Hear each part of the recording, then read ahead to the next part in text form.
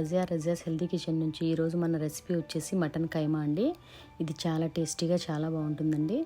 దీన్ని మనం ఇడ్లీ, దోశ, చపాతీ, ఉప్మా దేంట్లోకైనా కూడా చాలా బాగుంటుందండి. ఇది ఇంట్లో మనం ఈరోజు ఒక స్పెషల్గా మసాలా తయారు చేసుకొని ఈ కైమాని చేసుకోబోతున్నామండి. దీనికోసం కావాల్సిన ఇంగ్రీడియంట్స్ ఏంటో చూద్దామండి. దీనికోసం ముందుగా మనము మసాలా కోసము అల్లం వెల్లుల్లి అండి. అల్లం ఒక 5% తీసుకుంటే 4% వెల్లుల్లిపాయలు, ఇలా కొన్ని స్పైసెస్ తీసుకుందామండి. దీంట్లోకి ఈ రెండు కలిపి ఇప్పుడు మనం మిక్సీ చేసుకుందామండి. ఇందులోకి ఒక 2 టేబుల్ స్పూన్ల ధనియాల పొడి అండి. ఇది వేయించి పెట్టుకున్న ధనియాల పొడి అండి. మీకు ఇంట్లో ధనియాల పొడి లేకపోతే ఒక 4 టేబుల్ స్పూన్స్ ధనియాలు తీసుకొని దాన్ని కొంచెం దోరగా వేయించి ఇందులో వేసి మిక్సీ పెట్టుకోండి. యాలక్కాయలు ఒక 20, లవంగాలు ఒక 2 టేబుల్ స్పూన్ అండి. దాల్చిన చెక్క ఒక 15 పీసెస్ తీసుకున్నాను. జీలకర్ర 1 టేబుల్ స్పూను. ఇలా మొత్తం అన్నీ కలిపి ఒక మిక్సీ పట్టుకొని పేస్ట్లా చేసి ఒక పక్కన పెట్టుకుందామండి. ఇప్పుడు మనము ఒక 1/2 కిలో కైమా తీసుకున్నామండి. ఈ 1/2 కిలో కైమాని శుభ్రంగా 2-3 సార్లు కడిగి దీన్ని మ్యారినేట్ చేసుకుందామండి. ఈ కైమాని క్లీన్ చేయడానికి మనం ఒక జాలీ లాంటిది తీసుకొని క్లీన్ చేయాలండి. ఇది మనం ఇప్పుడు కూడా ఇలా కైమాని కడిగేటప్పుడు మామూలుగా కడిగితే కైమా అంతా వేస్ట్ అయిపోతుందండి. దీన్ని ఇలా ఒక జాలీ తీసుకొని దీనిలోకి ఇలాగ మొత్తం అంతా వాటర్ అంతా డ్రైన్ చేసుకొని పొడిగా పెట్టుకుంటే ఈజీగా కడుక్కోవచ్చండి కైమాని. ఇప్పుడు దీని మ్యారినేషన్ కోసము ఒక 1/2 టేబుల్ స్పూన్ పసుపు వేసి దీన్ని ఒకసారి బాగా మిక్స్ చేసుకొని ఒక 1 టేబుల్ స్పూన్ కారం అండి. 1 టేబుల్ స్పూన్ కారం వేసి దీన్ని కూడా ఒకసారి బాగా అంతా కూడా కలిసేలాగా మిక్స్ చేసుకోవాలండి. ఇదంతా మిక్స్ అయిన తర్వాత ఇందులోకి ఒక 1 టేబుల్ స్పూను సాల్ట్ అండి.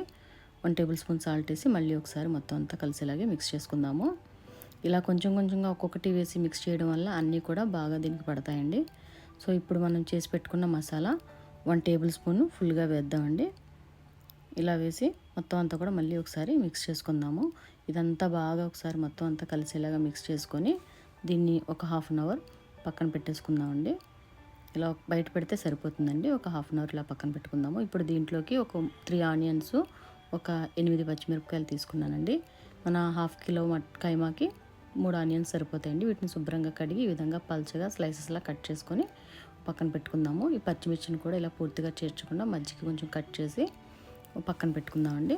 ఇప్పుడు కొత్తిమీర అండి. కొత్తిమీర ఒక గుప్పెడు కొత్తిమీర తీసుకున్నాను. శుభ్రంగా కడిగి ఇలా చిన్న చిన్న స్లైసెస్లా కట్ చేసి పక్కన పెట్టుకుందాము. ఇప్పుడు స్టవ్ మీద ఒక కడాయి పెట్టి అది హీట్ ఎక్కిన తర్వాత అందులో ఒక 100 ml ఆయిల్ వేసి ఆయిల్ హీట్ ఎక్కిన తర్వాత ఇందులోకి మనం కట్ చేసి పెట్టుకున్నాం ఆనియన్స్ని ఇందులో వేసి కలర్ చేంజ్ అయ్యేలాగా బాగా ఫ్రై చేసుకుందామండి.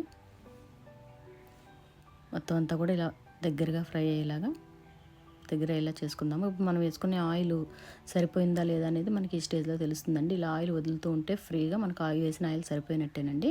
మీరు ఆనియన్స్ వేసినప్పుడు అది మీకు ఏమైనా సరిపోలేదు అనిపిస్తే ఇంకొంచెం ఆయిల్ మీరు వేసుకోండి. ఈ విధంగా మూవ్ అవుతుండాలండి మనం ఫ్రై చేసేటప్పుడు ఆయిల్లో ఆనియన్స్, అప్పుడే కరెక్ట్గా సరిపోయినట్టు.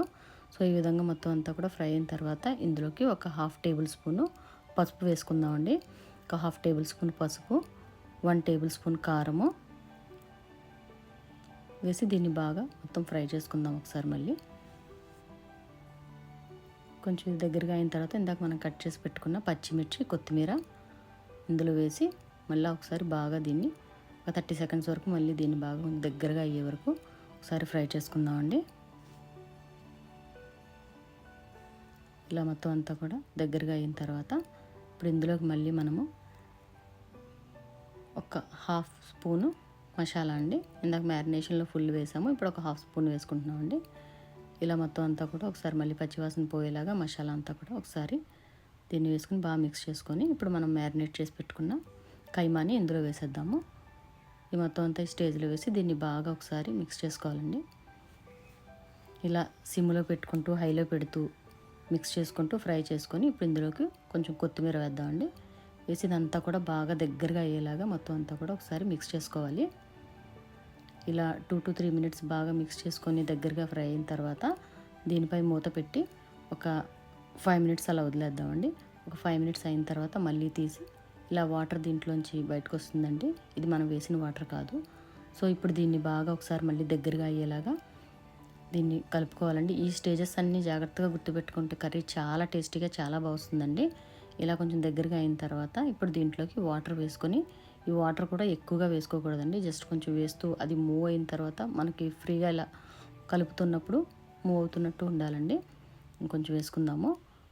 ఇలా వేసుకొని ఒక గ్లాస్ 1.5 గ్లాస్ వాటర్ వరకు పడుతుందండి. ఇలా మొత్తం అంతా కలుపుకొని ఇప్పుడు దీన్ని మూత పెట్టి ఒక 10 నిమిషాలు కొంచెం సిమ్లో పెట్టి అలా వదిలేద్దామండి. ఒక 10 నిమిషాలు దీన్ని ఇలా కుక్ అవనిద్దాము. 10 నిమిషాల తర్వాత దీన్ని ఒకసారి బాగా మిక్స్ చేసుకొని మళ్ళీ మొత్తం ఒకసారి చెక్ చేసుకొని మళ్ళీ ఒకసారి దీన్ని మూత పెట్టి ఇంకొక 10 నిమిషాలు దీన్ని ఇలా వదిలేద్దామండి. అలా 2 టైమ్స్ ఒకసారి మళ్ళీ కలిపి ఒకసారి పెట్టాలి. సో ఇప్పుడు దీన్ని ఇలా కలిపి ఒకసారి మళ్ళీ మూత పెట్టి ఒక 10 నిమిషాలు దీన్ని ఇలానే ఉంచేద్దామండి. 10 నిమిషాల్లో మళ్ళీ ఒకసారి చెక్ చేద్దాం. ఇప్పుడు ఇలా దగ్గరగా అయిపోయిందండి. ఇప్పుడు మన కర్రీ అవ్వడానికి రెడీ అయిపోయింది. సో ఇప్పుడు దీన్ని ఒకసారి బాగా మొత్తం అంతా కూడా ఒకసారి మిక్స్ చేసుకొని దీన్ని మొత్తం ఇలా కలిపి అయిపోయిందండి మన కర్రీ. సో ఇప్పుడు దీన్ని ఒక 5 మినిట్స్ ఇలా ఉంచి సిమ్లో పెట్టేసి దీన్ని కొంచెం అలా ఉంచేసి ఇప్పుడు స్టవ్ ఆఫ్ చేసేసుకొని అలా వదిలేద్దామండి దీన్ని. అంతేనండి. ఇప్పుడు ఈ స్టేజెస్ అన్నీ ఇంపార్టెంట్ అండి మనం కర్రీస్ చేసేటప్పుడు. అప్పుడే కర్రీ చాలా టేస్టీగా వస్తుంది. ఆ 5 మినిట్స్ అలా సిమ్లో పెట్టి వదిలేయడం వల్ల ఆయిల్ అంతా కూడా ఇలా పైకి తేరుకుంటుందండి. సో ఈరోజు మన కర్రీ రెడీ అయిపోయిందండి. ఇంతేనండి కైమా. చాలా టేస్టీగా చాలా బాగుంటుంది. పుల్కా చపాతీ దేంట్లోకైనా కూడా చాలా బాగుంటుందండి. ఈ రెసిపీ తప్పకుండా మీ ఇంట్లో మీరు ట్రై చేయండి. చాలా బాగుంది. ఇలానే మసాలా వేసుకుంటే ఈ మసాలాలో ఎక్కువ ఘాటు అది ఉండదండి. చాలా బాగుంటుంది. మనం తయారు చేసుకున్న మసాలా చాలా కరెక్ట్ టేస్ట్ అది కైమాది మనకు బాగా వస్తుంది. సో ఇలా తయారు చేయండి. తప్పకుండా మీకు ఎలా వచ్చిందో కామెంట్లో తెలియచేయండి. మీకు ఈ వీడియో కానీ నచ్చినట్లయితే లైక్ చేయండి. మీ ఫ్రెండ్స్కి ఫ్యామిలీ మెంబర్స్కి షేర్ చేయండి. సబ్స్క్రైబ్ చేసుకోండి. Thanks for watching.